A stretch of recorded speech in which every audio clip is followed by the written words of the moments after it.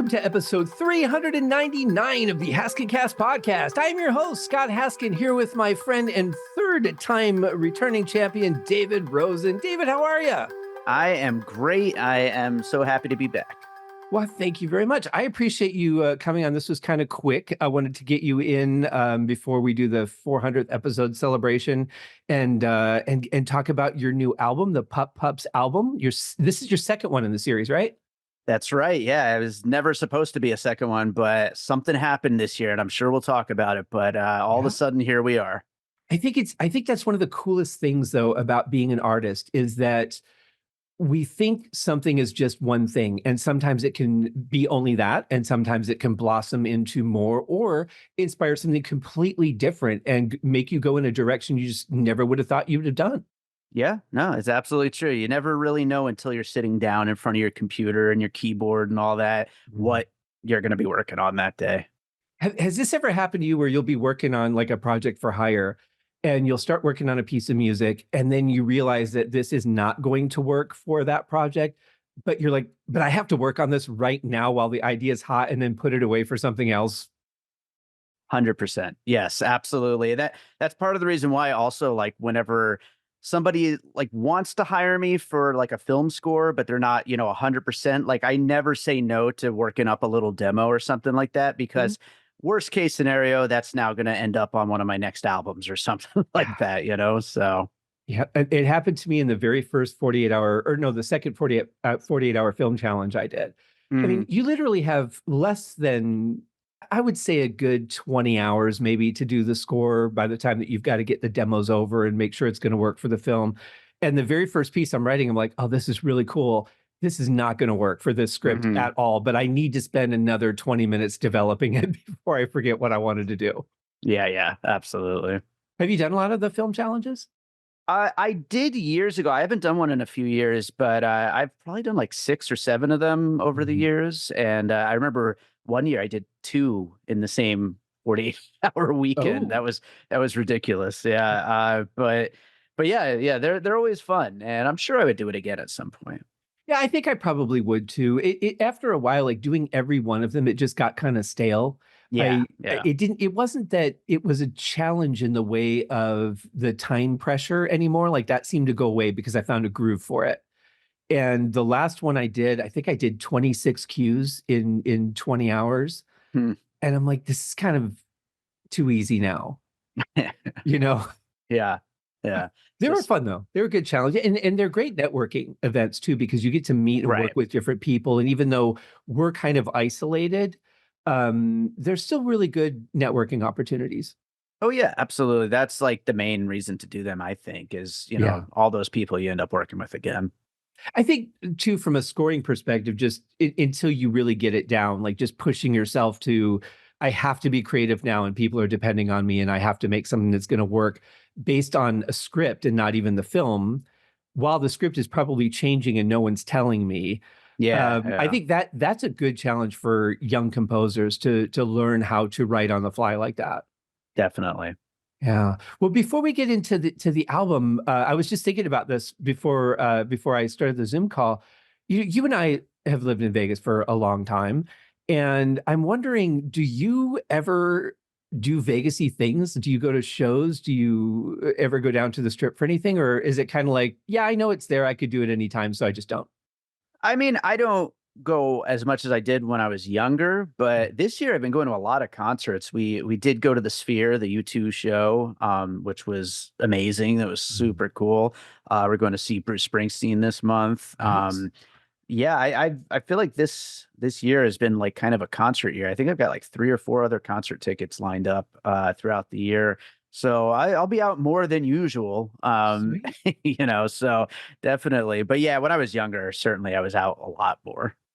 I used to go every week, at least once a week. And sometimes I would go 3 times a week and I would park at Mandalay Bay or the Luxor and walk down to the Wynn or the Encore and back. And, it's a good 2.5, 3-hour jaunt.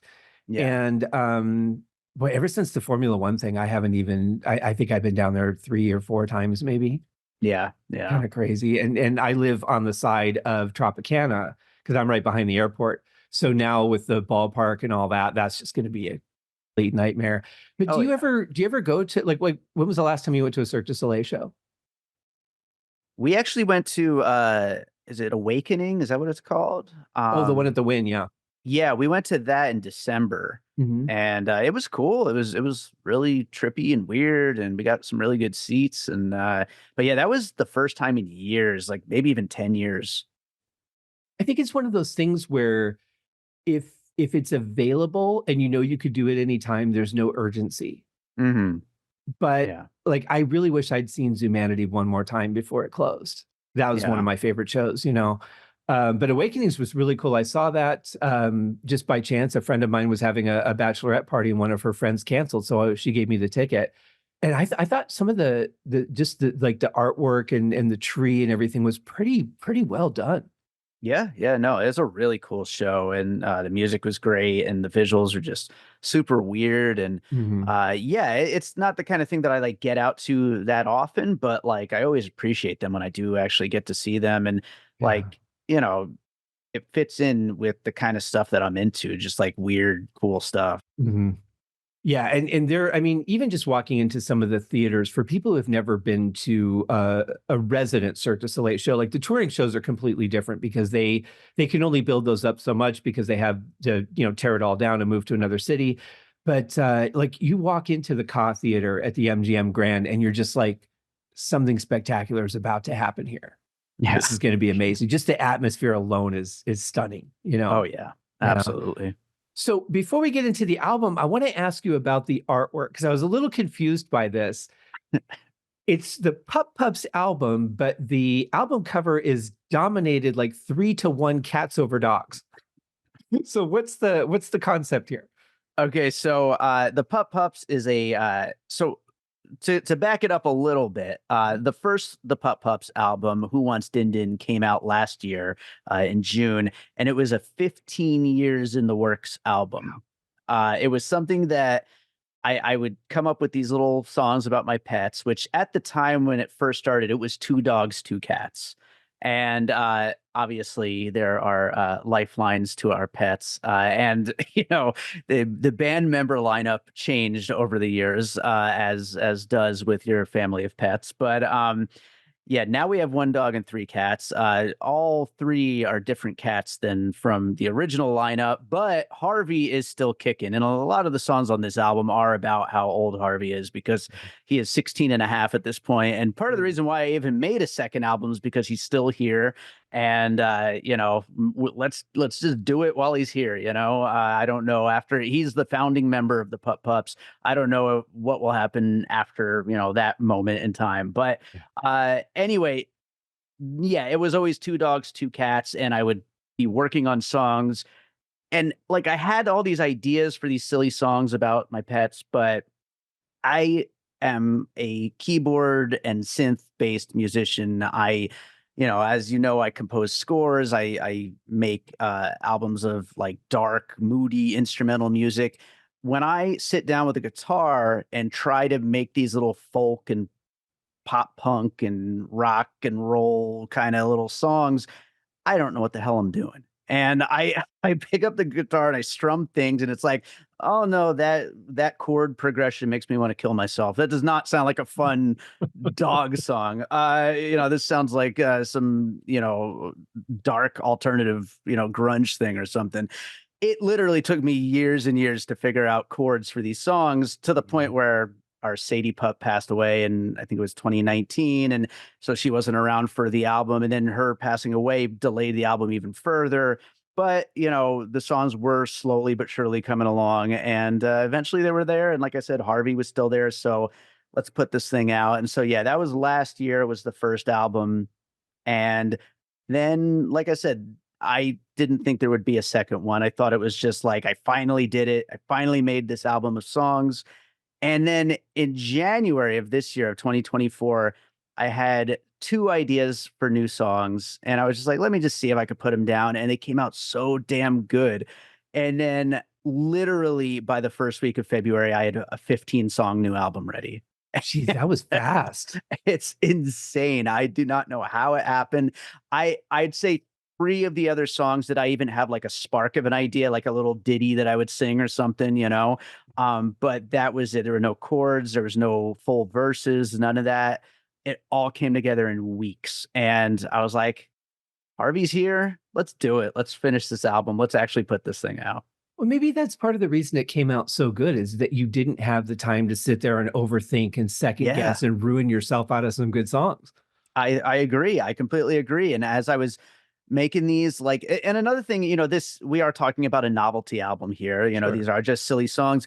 And some of the songs, like, I realized as I was writing them, I'm like, this does not need a fourth verse. Like, like Mhm. I got in, I got the funny chorus, I got the cute little guitar riff. I got, like, a couple of verses that, like, accent the point of the song. It's a good song at 2 minutes. Why not? It doesn't need to be 4.5 minutes long of, about Harvey taking all of his pills. We don't need that. We get in, we get out, and it's a fun song, and it does the job. Well, there's also a psychological element to that too, is that if you have a song that's long, when you're done hearing it, you're done hearing it. If Mhm, it's a song that's short and it's catchy, you're kind of like, well, I want more. And you mhm. want to hear it again, Yeah. you know? But I think the first thing that struck me about this album is how good it sounds. Oh, A lot of thanks. these novelty albums, people don't they focus on the writing or I have to have these hooks and they spend all their time on that and they really don't put a lot of effort into the mix. But there is a little element of David Rosen in this mix that there are some dark sounds, some low tones, some great bass cutting through. Mm. It seems like even in this stuff, you crept through a little bit. Thank you. I appreciate that. Yeah. Well, like, for example, the track Chasing Shadows Again, which is about my cats chasing shadows and Mhm. running all over the place and being crazy as cats do. That song is, like, hugely The Cure inspired. And as I probably talked about last time I was on your show, The Cure is my biggest influence on my own music. So making a song that is, like, blatantly supposed to sound like an early Cure song was really fun. And it's still super silly because it is about cats chasing shadows around. But at the same time, I think I kind of captured that vibe. Mhm. And that does include that, like, new wave bass line and, Yeah. the same kind of guitars that they would be playing. And then, yeah, like, there's other tracks in here that get, like, very kind of alternative rock. And then one of my favorites, actually, when I said that in January I made those two songs and they just came out so good, the first one was Little Bad Wolf, which is Mm. the Pups' first Halloween song.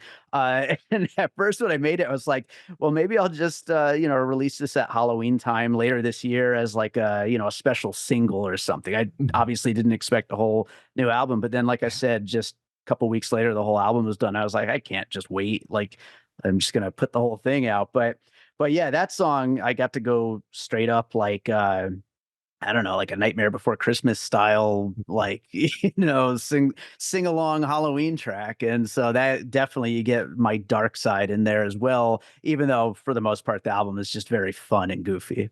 It is. I think the first thing that I thought is haunted. This song definitely had a haunted feel to it, but also kind of it was kind of fun, like not like I don't want to compare it to the Monster Mash, but just in that vein of Yeah. music that's spooky. It has a spooky tone, but it's fun at the same time. Yeah, absolutely. And one thing about these Pups albums is, so first of all, for people who haven't heard any of it, some of the songs are sung by my pets. We have voices for all of them, and they're personified. They talk to us all the time, me and my wife Gina, and they are talking all the time here in the house. So they have their own voices, and some of these songs are sung by them. But then the other songs, some of them are, the voice you're hearing me talking right now, but some of them I'm just putting on various voices, which makes the whole project even more fun. And I could sing on, like, Tom Petty on one song, and then I'm singing, like you said, the Monster Mash on Little Bad Wolf, and just, trying different things, whatever fits right for the song, and it just makes the whole thing a lot more fun to just experiment and do silly ideas. Well, that and it makes it fun as a composer too, because you really get to stretch out in ways that you would never be able to do in your own stuff. Like when Yeah. I started doing the Haunted Holidays stuff, I remember I started by writing out all the dialogue, everything I Mhm. wanted, and then I worked the music around that. But then when I went to do the voices, I wanted to pattern it after this guy on YouTube named Rob Gavigan, who has this really deep, rich sounding voice. Mm. And I love the pace that he spoke at. I'm like, this is perfect. This is exactly what I want. So I write everything with that in mind, and then I go to do, I think it was the second or third song, and I get behind the mic. I'm like, early one morning. I'm like, where the hell did that come from? Was anything like spontaneous? Did anything just like unexpected come out of you while you were working on this? Oh yeah, absolutely.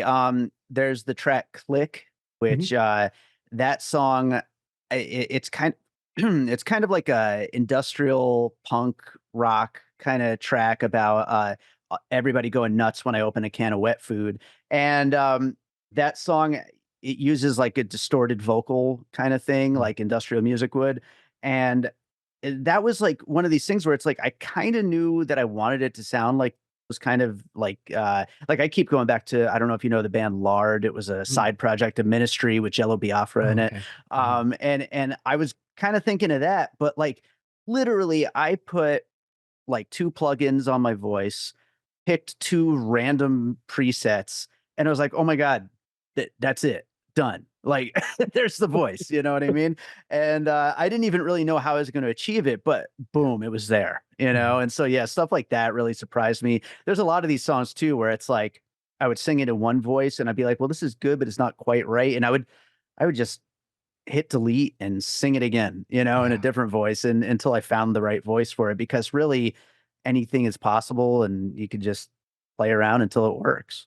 Well, and that makes sense because it does feel really spontaneous. It doesn't Mm. sound like you wrote this all out and you're just performing the script.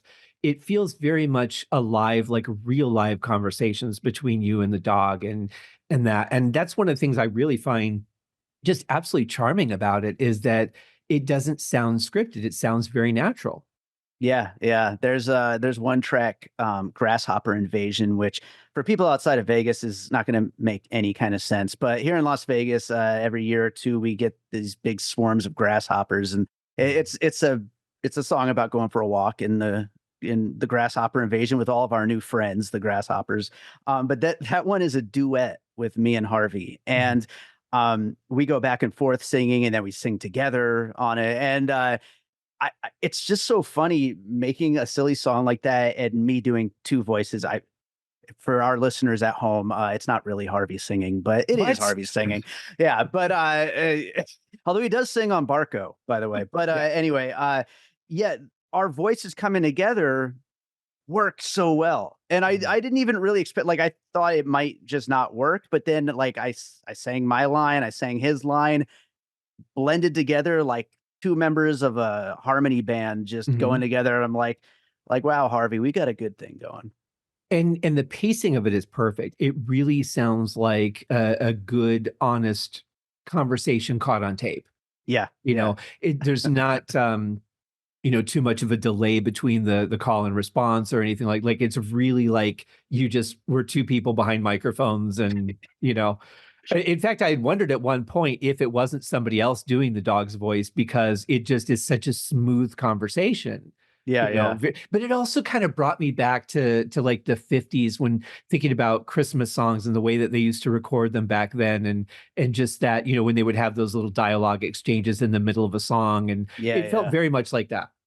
Right on. I love that. That's awesome. I did almost have my wife Gina do, Harvey's voice on some of it. I know she really wanted to, but, Yeah. as I was putting it together, I just sometimes you kinda get stuck on take, you know, and I'm like, "Oh, I already did it, and it just works, and I can't redo it now." Yeah, and then to have her come in and do a voice on a different song doesn't really work because now the audience isn't gonna recognize that voice as Harvey. Yeah, yeah. It gets a little tough when you think about, like, the continuity of it. Continuity, yes, Yeah, absolutely. and as somebody who's an avid, film watcher, that's something that you're probably very aware of. Absolutely, yes. Yeah. This is important stuff. So the release date, it's not available yet. The release date, I think, was April 11th. April 11th. It's National Pet Day, which, Yes. worked out quite well. I was like, "Well, the album's done. I could have it CDs in time for then. They are in production right now. I should have them in the middle of March. And I did a thing which I did on the last album too, where there was a pre-order bonus up until a set time where I would have enough time to record it and get the CDs pressed in time. I have a super extended final track on the album, which anyone who pre-orders gets their pet's name included in like this special super long version of one of the songs. On the first album, it was a song Covered in Blankets. On this one, it's What Are We Gonna Do Today? And I ended up having to include 59 pet names for a 14-minute long closing track. It is so stupid and so ridiculous, but it came out great. But for the people that are going to get that, that's going to be a very special moment. Yeah. And they're going to sit there with their pet and wait for their name to show up and see if the pet reacts. And then the pet will probably hear its name and perk up its ears. And, that's going to be a special moment. Yeah, absolutely. If there's ever a third album, I'll have to figure out a song that works for again, because it works. And, honestly, not that I'm making this album to make money or anything like that. Like, this is just me celebrating my pets. But these two albums sold more than my David Rosen albums, for better or worse. So, Isn't that wild? You just never know what's going to connect. But pets are a huge thing with people. I mean, for one, there's the unconditional love. There's that thing that you don't have to deal with humans that you get from pets. And I think that's a big attraction to them. I think there's also the caretaker side of things, being able to provide and make a living entity happy. There's a lot that goes into that. But when it comes to like social media, it seems like people care about their pets more than they do their children. Yeah. Well, I mean, I don't ever plan on having children. My wife and I will stay child free, but we love pets. And like I said, Harvey's up there in age, but he's doing great, as the song says. And we hope for the best, and every day is a gift.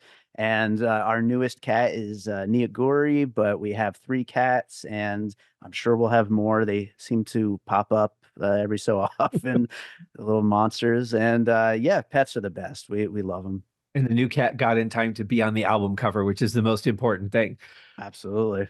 One thing that I thought too, now you talk about these are kind of silly, fun songs, and they are, but I really felt a serious connection at some points between you and Harvey. I noticed within the context of the comedy and the silliness of it, a real, just honest love and connection that really surprised me. I did not expect that on this album. Was that something that you tried to do, or did that just kind of happen from the love of doing the whole project? I think it's just a natural thing because we're just best friends. We are literally best friends, like the old thing. But so when I'm, sitting down and making these songs with him, it really just feels like I'm making these songs with him. And they're my favorite tracks. Like, as great as the cat songs are, and sometimes it does feel like the best songs are about the cats, the most fun are making songs with and about Harvey. And whenever he's singing, it's just puts such a smile on my face. Well, cats are more animated, so I think they're probably a little bit easier to write something interesting about, whereas dogs, they don't do a lot of different stuff. They're not exploratory, they're not dominating, they're just kind of there. Yeah, they're hanging out, they're being your best buddy, and just having a good time. So I've got the links to the album, guys, in the show notes. You can go to the BandCamp site and hit the pre-order. Is the CD available through the BandCamp site as well? Yes, CD, limited edition CD is available through BandCamp, also at Wax Trax Records here in Las Vegas. It will be there. And and you can check out the first album, Who Wants Din Din, which is also available. There's still a few copies left. Since I started collecting vinyl again, I'm really kind of sad that I realized I'm within walking distance of 2 used record stores. Yeah. That's kind of dangerous. If I have to walk if I have to walk to the post office, oh, look, there's the record store right there. I might as well stop in while I'm out. Sign up for Scott's Patreon so he could afford more vinyl. That's right. Exactly. Or just like a Discogs gift card would be fine. Sure. So I wanted to ask you about your podcast. You're still doing Piecing It Together. How many episodes are you in now? We are almost to 400 at this point. Although if you Awesome. count bonus episodes, special episodes, all that, we're over 500. Wow. So yeah, it's going and going good. I over the past since I last talked to you, I have been doing live episodes now at movie theaters. Which, for those who don't know, Piecing It Together is a podcast about movies and what movies might have inspired them. And so normally I record them online, like the average podcast. But when I do these live ones, right after actually watching the movie, right there in the theater, I'll have a panel of three guests, and we get into that whole format. We talk about what movies we think might have just inspired the movie we watched, to get some audience participation from anyone who's hanging out with us watching the movie. And yeah, it's been really fun. I had done one before the pandemic, but then that kind of put a stop to continuing those plans. Right. And I finally got it going again at the end of 2022. And then basically all last year, I did one almost every month. And then this year, I'm doing two this month and Wow. maybe two next month. So yeah, I mean, it's continuing to move forward. I've had a lot of great support from Maya Cinemas here in Las Vegas, as well as Downtown Cinemas, formerly Art House. Mhm. And I have some talks going with some other theaters about doing some as well. I want to just keep doing them that way because, I'll keep doing them online, of course, as well. There's a Sure. lot of movies to cover and a lot of guests from all over the world to have on, but doing them live with that crowd is a fun way to get that audience interaction. And it's definitely a fun addition to the show. I love that. Is it so these are first time watches for you, right? When you Yeah. go to so is it harder to okay, now I have to hurry up and figure out everything really fast because Yeah. there's an audience here waiting for me. Yeah, so far it's worked out really well, but yeah, there's always that worry that I'm gonna watch the movie and just be like, "I don't have any idea what to connect this to." But yeah, I always, I'll go off the trailer, I'll have a few things in mind, just going into the movie, like, this seems like it's gonna be something that might be inspired by that, that, and that, and so I'll have a few ideas in mind, and then Mhm. hopefully the movie confirms that for me and I can bring those up. And then usually I'll think of one or two on the spot while I'm sitting there watching the movie. I usually do, even not the live ones, like just watching a movie before I go home and actually make my notes. I'll already be thinking of stuff on the drive home. So Right. I'm, getting used to it at that point. But yeah, it's always a worry that I'm not going to know what to say once we set the mics up. I feel like that with this podcast because I don't ever have anything planned. It's Yeah, pretty much just like this. It's just, "Oh, by the way, I wanted to ask you about this," and just whatever pops into my head. yeah, But I would imagine there's some factors that probably help, like, if you know that one director was heavily inspired by another director, like Christopher yeah. Nolan was heavily inspired by Ridley Scott, for example, then automatically your mind might start going over Ridley Scott films and going, "Okay, do I see any comparisons here?" Exactly. Yeah, there's always ways to find those connections. And then, that's one of the fun things about doing a podcast with guests. My guest is going to think of something that I wouldn't have thought of, and once they bring something up like right there on the spot, that might make me think of another one. And Mm. it's part of the fun of doing the show, and then getting the audience too. I usually will bring prizes of some sort, and ask the audience if they have any puzzle pieces. That's what we call the movies that might have inspired the movie we just watched. And Mhm. every single one so far, I've had at least like three or four people in the audience who want to yell out some puzzle pieces. And so it's a cool way to build a little community around this. And hopefully we'll keep getting bigger turnouts and, do them at other theaters and all that. And it's a little harder to, it's a smaller pool of potential guests because I got to Yeah. actually like find people that are local to Las Vegas to get on, but so Mhm. far I keep booking them out, so it's working. Yeah, and that definitely helps, and when you get, that rotating cast is always Mhm, nice too. I wanted to ask you though, is it well, let me put it this way, one thing that I absolutely love about your show is that there is a wonderful level of respect for mhm. everyone. It's never, "No, that's stupid. It wasn't didn't come from that," or whatever. Like, it's very respectful, very friendly, very, group-oriented, wonderful discussion, and I just love that. Do you set ground rules before you record, or is that just the way it comes out?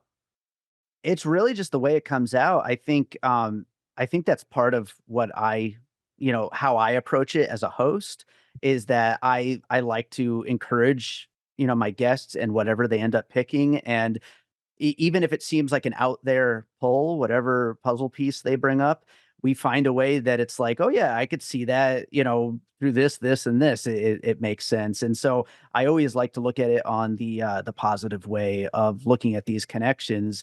And yeah, I think it's partially something that I'm doing on purpose, but at the same time, it just comes naturally in the conversation. It's not something that I set ground rules or plan out or anything like that. I always just tell people try to have at least 4 or 5 pieces in mind, and we'll have a fun conversation.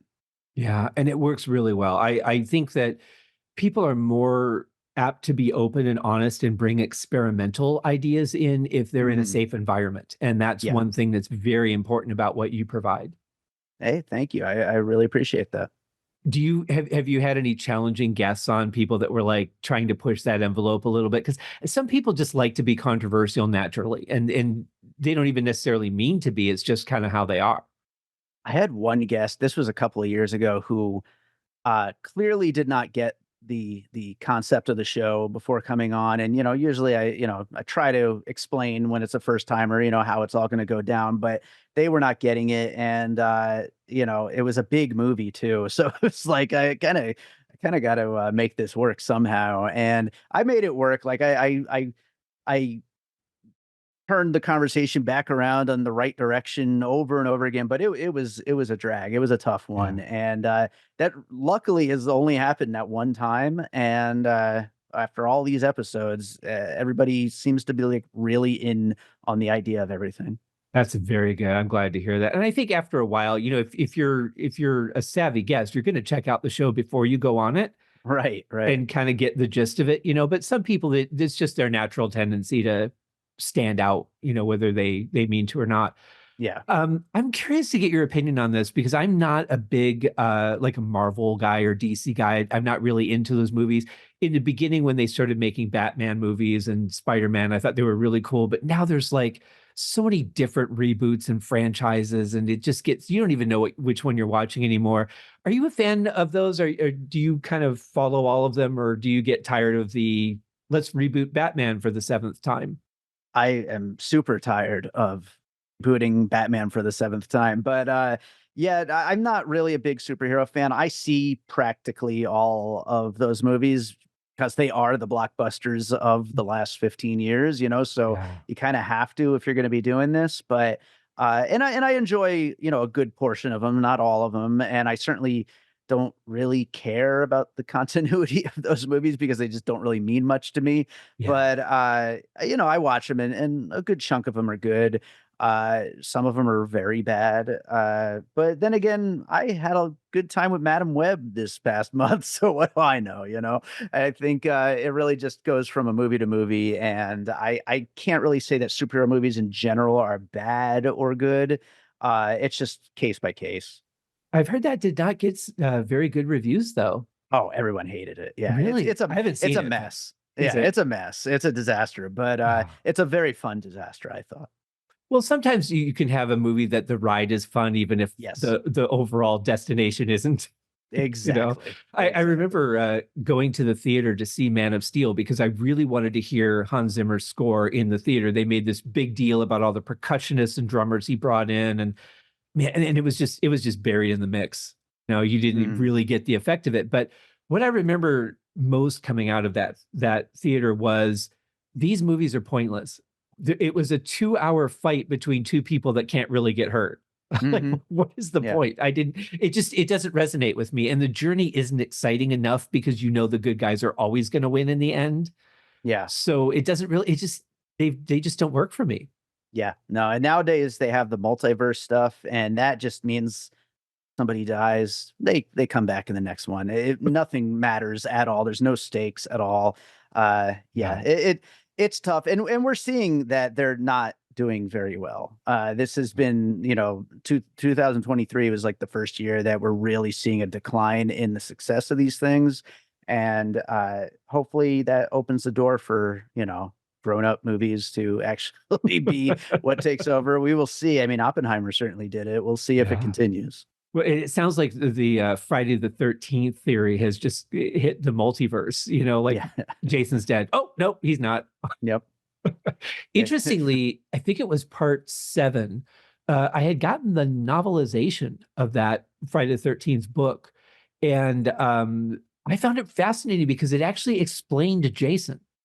It Hmm. explained the reason that he keeps killing people. It's not random. It's that he just wants to be left alone, and people keep waking him up. And he's like, Yeah. all right, if I kill everybody, then I can sleep again. I can relate.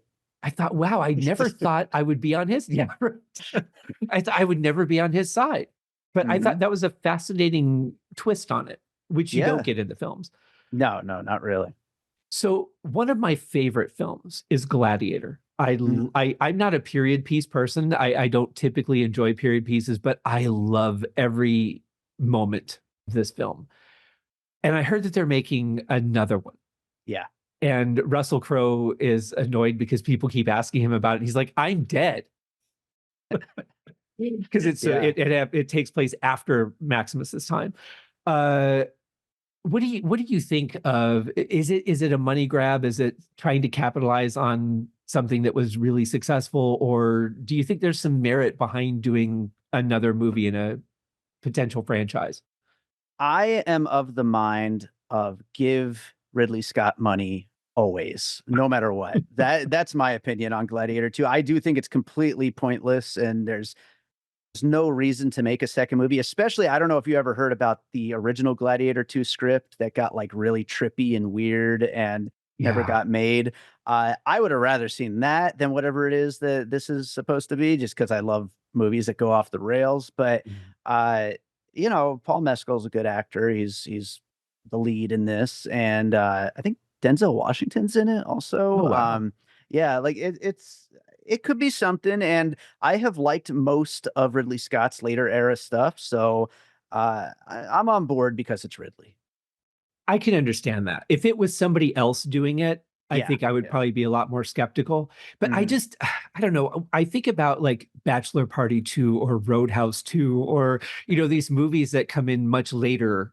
Yeah, If you did it a year later or a couple years later when that's still kind of in the air, yeah, that's one thing. To come back and do it 2 decades later, plus, I think Gladiator honestly was lightning in a bottle. I yeah, mean, that movie from the scenes to the score to the atmosphere, even the lighting is so important in that movie, in the Colosseum scenes.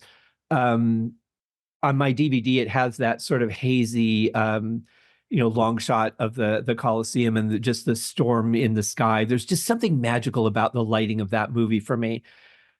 That I think is the thing that I'm worried about most is them trying to recreate that element. yeah. And how do you beat the score? Oh, yeah, no, absolutely. It's an uphill battle for sure, and it's just going to be a constant comparison to the first one. But yeah, I mean, hopefully it'll be something worthwhile. Like I said, Yeah. I usually go into Ridley Scott movies thinking it's Ridley Scott. Let's go. I'm Yeah. in. Let's see what he's got. I think I'm going to try and use that strategy to get behind it because I really want to be open-minded. I want to be fair. Mhm, But at the same point, it's like when it's one of your favorite, it's like if they tried to redo Jaws, mhm. which I hope to God never happens. But you know, how do you go into it with that open-mindedness if it's something that really connects with you? Yeah. To be fair, there's Interesting. probably a shark movie every month, and at least half of them have to be basically the same plot. So Right. I think yeah, Ski Shark was my favorite when it's just like on the ski resort, which is great. nice. But the other thing I just found out actually early this morning was that Lisa Gerard was not Hans Zimmer's first choice Hmm, for the Gladiator soundtrack. It was Ofra Haza, who had died that year. hmm. Otherwise, it would have been her. It would have been a completely different score. Wow. Yeah. I I wish there was some kind of element that I could have heard what that would have felt like. Yeah, that's one of those like alternate history is like wonder what that would have been. Yeah. That's interesting. Yeah. Yeah. So tell me what's going on with your music. Obviously, you were working on a project and then you had to kind of put it aside to finish the Pups album. So now that that's done, where are you with your own music? So I am doing a bunch of stuff with my own music. So aside from scoring films, which I'm, constantly doing, I just finished a short film in December, and I'm about to start on another one, and Cool. I have a feature lined up later this year. But something I did last year was I completed 24 songs that were songs that were basically, I hate calling them like B-sides or leftovers or anything like that, because some of this stuff is, as good as anything on any of my albums. And it just, these were all songs that didn't fit on my last three albums. And so I had all these extra songs, and it was like, I don't really want to make like a compilation of bonus tracks or anything like that. And when I realized it was going to be 2024 and that I had exactly 24 songs and that there are 12 months, and if I was to do two per month, it would all work out really beautifully. I came up with this idea 24 for 2024. Hmm. And I finished all these songs and got them ready for release as singles before last year ended. And right now, I don't even have to push a button. They're all on their way to the streaming services on the first and third Friday of every month of this year. There's a new Wow. single by David Rosen coming out. It's happened, I guess, five times now so far at the time of this recording. The sixth one comes out this coming weekend, this coming Friday. But yeah, 24 new songs coming, and while they're coming, I'm also finishing up my next proper album, which is called And Other Unexplained Phenomena, which will be out in 2025, which is a kind of a concept album. It is, I've always had a lot of dark stuff on all of my albums, Yeah. like, that's kind of my vibe, and this one leans in heavy. It's just pure beginning to end, all dark, all weird, all creepy, all heavy. And yeah, it's gonna be a really cool album. Some of these songs I'm just so excited to release. And the cool thing too is between 24 for 2024 and this album, I will, for the first time since 2017, which was right between my third album, Head Like Fire, and my fourth album, A Different Kind of Dream. For the first time, I will have no unfinished music. Um, Ooh. it will just be a blank slate. 2026, I don't know if I'll have another album ready by then, but whatever I'll be putting out will be brand new, started next year. You know what I mean? Nothing in the bank. And that's what I'm super excited about. As excited as I am about all these 24 for 2024 songs, because like I said, there's some really awesome ones. I've got some music videos in the works for some of them. And as excited as I am for the next album, I'm even more excited to be at that blank slate and see what comes from there. That is exciting. I'm a big fan of your music. I love your stuff. I love the vibe that you Thank have. Of you. course, I go to the dark kind of music in a lot of ways anyway, but I also am perfectly happy listening to Patrick O'Hearn or Yanni or somebody Sure. like that. But I love dark music. Um, is it does it feel kind of weird to not have something walking into a new project? I mean, I know it's exciting, but at the same time, is it a little bit like, wow, I have no starting point? It will be. I still have to finish up this other, that album that's coming out next year. Mhm. So I'm not quite feeling it yet, how Yeah. that's gonna feel, but it is gonna be an interesting experience. I have ideas in the back of my head for where I want my music to go after And Other Unexplained Phenomena. I have a couple of ideas for directions for what the next thing might look like, but like we were saying when we were talking about the Pups, like, literally, when I sit down in front of the keyboard, it might just go in a different direction. Like, Yeah. it's hard to tell, and I just think it's exciting, and I am really looking forward to that. I'm curious how you approach film scores. So when you get the gig and they have the, maybe they send you the script or you get a look at the rough cut. When you have your first spotting session with the director, how do you like to talk to the director? Do you work on specific sounds? Do you work on timing? Like how do you approach a spotting session? I guess it depends to an extent on the director because they all want to work differently.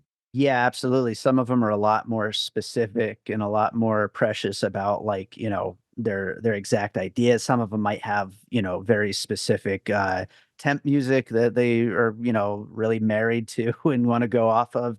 But basically I just let them talk. I like to hear, what they have in mind, what scenes are the most important to them, what they're trying to convey. And I try to just it's simple, really. Like, I just wanna know some general outline ideas of what they have in mind, and then it's more about just me locking myself in with the film and starting, my first pass, which is usually just making some notes and, maybe kind of coming up with a few, ideas instrument-wise of where I'm gonna go. Second pass, which is getting the rough outline going of, some of the music, and then getting into a full draft and going from there. Yeah, I like that approach. I always tried to, well, in the later films that I worked on, I tried to get the directors to just talk in emotion. Just tell me Mhm. what you want what you want the audience to feel here. Because as a composer, you really control the emotions so much. Yeah. You can make a scene a comedy, a horror, or a drama just by the music and Yeah, no change in the actor performance at all. It's really 100%. amazing. Yeah. Is it difficult after the first pass? Like you do the score, you do the main themes, and you send them over to the director. Do you sit there nervous, wondering if they're going to be okay with it, or are you pretty calm about it at this point? Like, hey, if they don't like it, I'll try something different. Yeah, I'm pretty calm about it. I mean, the biggest thing for me is, timing. Like, I'm always worried, even though I always, we do our handshake or virtual handshake or whatever, that is this the final cut? Am I scoring to the right cut here? You know what I mean? And it's Yeah. always that nervousness in the back of my head that they're gonna be like, well, actually, we just trimmed a few seconds here, here, here, and here, and you're gonna have to basically redo everything. Like that's always a little nerve-wracking. But no, as far as like whether or not they're gonna like the music that I make, um, I always just kinda go into it like, if I like it, hopefully they're gonna like it too, and if not, then I gotta, go back to it. Was that something that developed over time, or were you able to do that from the beginning? I feel like I was able to do it from the beginning, although I'm sure there was a little more anxiety to it in the beginning, and I'm Yeah. just not exactly remembering it. There must have been, but at the same time, I've had a lot of good luck over the 15 plus years that I've been doing it, where directors have liked what I've done, like, pretty much from the get-go, maybe just, have some notes, make this a little more intense, make this a little less, change this, change that, but nothing that's, ever been so big that it was, a problem or anything like that. So, I think that adds to a feeling of confidence going into it. That makes sense. I mean, you know how to read a film. There's no Mhm. question about that. It just comes down to, this is my interpretation of the film, but is this really what the director wants? Right. And a lot of times you don't know until there's something tangible for them to critique. Absolutely, absolutely, and then once it's down, that's when, hopefully it all works out. Do you find that you have a particular genre that you really enjoy doing? Or are you just, I don't care, it's a film, I just love putting music to picture? I mean, I'm open to everything, but, obviously I have, the easiest time when it comes to something that's dark and dramatic and, Yeah. a thriller or something like that. I can just get right in when it's something like that versus, somebody sends me a romantic comedy, like there's going to be a lot more planning involved and a lot more Mhm. trying to figure out a vibe if we're going in that direction. But whereas the dark stuff, it's like I know exactly where to go usually. That's one thing I love about you, is that you're just this, like, really friendly, upbeat guy. You love your pets, you love life, you do these live shows, and then you write music. Oh, yeah. Such a great contrast to your personality, you know? Absolutely. I don't know why it is, but, that's it's just where I gravitate towards. No, I'm exactly the same way. So as we wrap up, I want to ask you one more thing, if you don't mind. And this is kind of off the path a little bit, but you've got so much going on between film scoring, your own albums, the podcast, you're married, you've got the animals that you spend time with. How do you balance all of this stuff? Because you have a lot going on. I don't. I'm Well, there you tired go. all the time. I'm just sleepy, and I try to get to bed early. That's what I do. But no, I don't. I thankfully a lot of these things kind of tie in to one another, like music and podcasting. I feel like podcasting kind of gets me gigs with music, and also allows me to you know get my music out to new listeners and new Mm. audiences, so they kind of feed into one another. And my wife Gina has been on my podcast a few times, so that's Mhm. that's a fun way to hang out with her, watch some movies and talk about them. Yeah. And then my pets are the best, and that's what I really wanna do, is just hang out with the pets all day, and that is what I do most of the time. But it's tough though. It's a lot of stuff that I do, and I wanna do another podcast one of these days, honestly, but we'll talk about that next time I'm on. But Ooh. yeah, but I don't know. That's something that I think that would be the straw that breaks the camel's back. So it's not gonna happen yet, but it is Yeah. something I wanna do eventually. Well, there's different approaches. I mean, you can have a show that comes out weekly or monthly or quarterly. I think the trick is the consistency. Whatever it Yeah. is that you commit to, you got to be there for it. And Yeah, then people will exactly. follow it. If you're like, I'm going to do a podcast every week, like I started out with this one, and then it just like scheduling interviews became a problem. And then I was working on something else. So I was like, well, there's not going to be a show this week. And, it doesn't work. Like you have to be consistent. Yeah, absolutely. And you gotta really want to do that thing. Like, it can't Yeah. just be something like, well, podcasts are hot right now, I guess I'll start a podcast. Like, it's gotta be something you wanna sit for an hour a week or however often and talk about that topic. Mhm. Otherwise, yeah, it'll drive you nuts. Yeah, I thought about doing, I don't know if you've seen them on YouTube, these first reaction movie Mhm. videos that people are doing. And I thought, that is such a cool idea. But the amount of work that goes into those, the editing is ridiculous. Mhm. Podcast editing is not that hard. Those episodes are tough. And then you've got all the restrictions for copyright and everything else that you have to deal with. You have to bleep out all the swearing for YouTube. And man, it looks like an incredible amount of time that would have to be involved to do that. I think the concept of it is fun, Yeah. but for me, I don't think I would like it enough to want to put in that amount of effort. Exactly, yeah, you gotta really wanna do the thing, otherwise it's just, don't do it, just take a Yeah. nap. Yeah, exactly, yeah, and as I'm in my early 50s now, that just sounds more and more desirable. Yeah. Well, David, thank you so much. I'm really excited about this album. I can't wait for people to hear it. It is so enjoyable from the first note to the last. What Are We Gonna Do Today is incredibly catchy. It is hard to get that out of your head. Even starting like that's the first song, and then even going into the second song, I'm like, stop hearing the first song. Like, get that out of your head. Focus on the second. That It is was a so challenge. funny. That Yeah. is so funny. Yeah, that song, I do walk around the house singing it to Harvey, to Millie, Neo, and Trudy all day long, and, yeah, it's ridiculously catchy, and, yeah, hopefully people dig it. I'm glad you liked it.